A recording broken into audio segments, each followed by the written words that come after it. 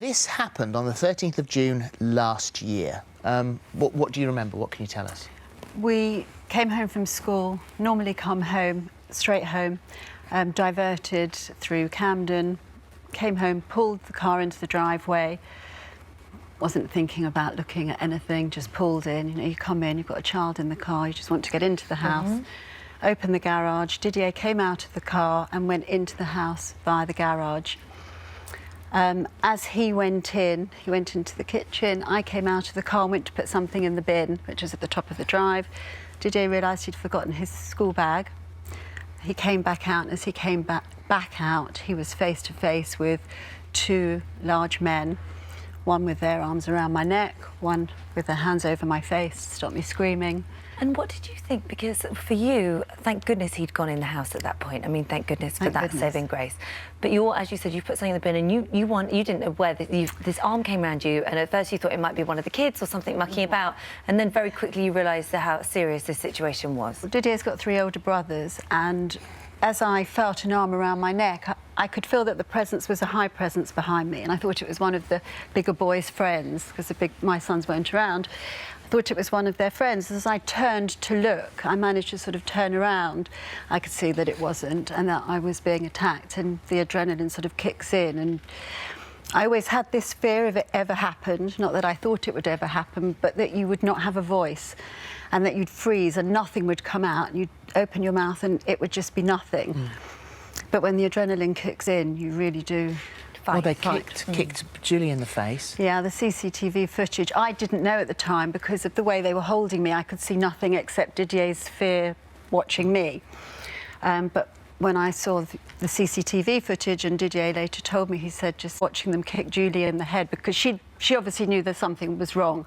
Yeah. It wasn't a good situation. Horrible She'd come out footage, to defend me. Absolutely horrible. So for you, you come out because you've forgotten something, you walk out, and then you're confronted by this. What was going through your head? When you think of it, you never think it's going to happen.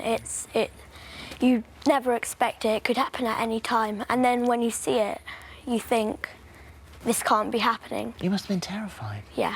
And you're so bright. You must be so clever, because you sat there and you considered all of the options that you had in front of you, and you knew, I mean, there was no point in going out there to go and save your mum, because that would be an impossible situation. It would even be a very incredibly dangerous situation.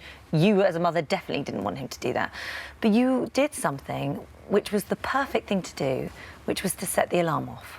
Yeah. Why did you do that? I did it because it was it helped because it was the closest thing to me. Yeah. And I thought that calling the police, it would take too long. Yeah. So the noise, you thought, if I press the panic button, press the alarm button, then that's going to scare them off. Yeah, so not only would I scare them off, the police would also come. And at the same time as doing all of that, you were very carefully, because you could see they'd got hoods on, but you thought, right, OK, I'm going to study their faces. And so it was as if, you know, you'd, in your own mind, that you'd memorised their faces, which you used later on. Were you thinking about that? I didn't think about memorising their faces. When I looked at them, it was like stuck in my head. Something you're never going to forget. Yeah. And so when you got the number plate of the car, and the vital thing, going to court was tricky because you knew he'd have to relive it all when you went to court. Well, when we got the number plate, I ran after them. After the alarm had been ringing for a couple of seconds, and I was sort of trying to fight them off. They were quite aggressive. Well, they'd ripped your earrings out. You were terrified they were going to take your lobe off. Well, I was worried they were going to rip the lobe, so they got one, they went for the other one. And I said to them, get off me and I'll give you what you want, at which point they loosened. And that's when I tried to fight back. Adrenaline kicking in, obviously. And then there was another one, which I hadn't realised at the time, so there were two of them on me. And after a couple of seconds of them hearing the alarm, they obviously realised that the police would turn up. So they ran. I ran after them.